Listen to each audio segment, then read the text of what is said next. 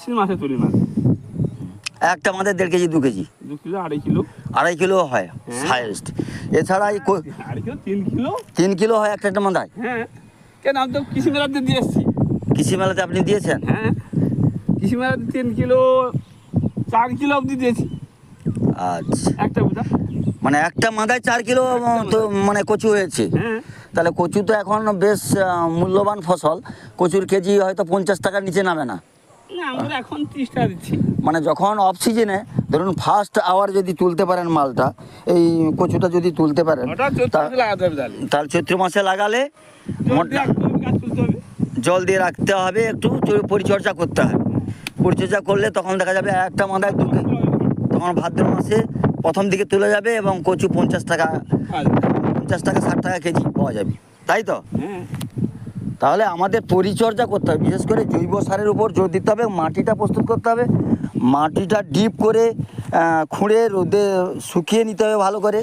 তারপরেই আমরা 1 হাত অন্তর মাদা কাটিয়ে কচুর মুখী লাগিয়ে, তার আগে মাদা কাটানোর আগে যদি আপনি পারেন মাদা প্রতি 100 গ্রাম খৈল আর সুপার ফসফেট 100 গ্রাম, সুফলা 100 গ্রাম দিয়ে লাগাতে হয়।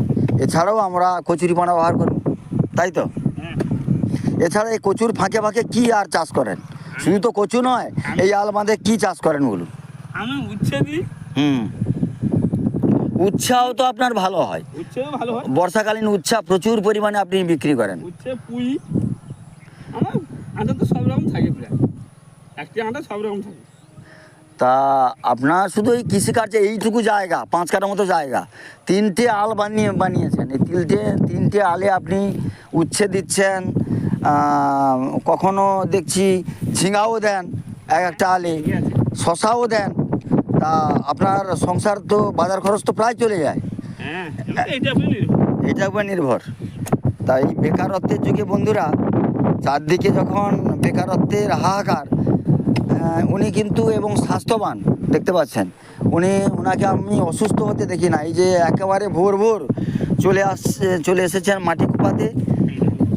হ্যাঁ, একটা কচু মাদা দেখুন, বিশাল একটা কচু, এটা 2 কেজি মতো হবে একটা মাদাতে। আর উনি ভোর যে এই যে মাটি যে কুপিয়ে আলবাঁধগুলো কুপাচ্ছেন, এতে ওনার যে শরীর স্বাস্থ্য সুন্দর হচ্ছে। ওনাকে অসুস্থ হতে আমি কখনোই দেখি না। উনি একদম আর্লি ইন দ্য মর্নিংয়ে এই মাটিটা কুপান। আমাদের কথায় আছে না, চলো কোদাল চালাই ভুলে মানের বালাই, সমস্ত রোগ ব্যাধি বলবে পালাই পালাই। তা আপনি সুস্থ থাকুন, আর আপনাকে অসংখ্য ধন্যবাদ। এই দেখুন বন্ধুরা, কীভাবে একটা কচু মাদা কত বড় কচু হয়েছে, 2.5 কেজি 3 কেজি একটা মাদায় কচু হয়েছে। আপনারা দেখুন কচুর দানা, একটু ছবিটা আপনি তুলুন। সবাই সুস্থ থাকবেন, ভালো থাকবেন। আবার রবীন্দ্রবাবুর মতো চাষে উদ্যোগী হন। দেখুন, কৃষি হচ্ছে আমাদের ভিত্তি। কৃষিকাজ ছাড়া আমরা এগোতে পারবো না। একটা দেশের বুনিয়াদ নির্ভর করে কৃষির উপর, তারপরে অন্য কিছু। এবং আমাদের আধুনিক পদ্ধতিতে জৈব সার দিয়ে চাষ করতে হবে। উনি যেটা বললেন যে আমাদের কচুরিপানা প্রচুর পরিমাণে ব্যবহার করলে আর কোনো সার লাগে না। নমস্কার, সবাই ভালো থাকবেন, সুস্থ থাকবেন, ধন্যবাদ। আবারও এরকম একটা ভিডিও নিয়ে আসছি আমি পরবর্তীকালে।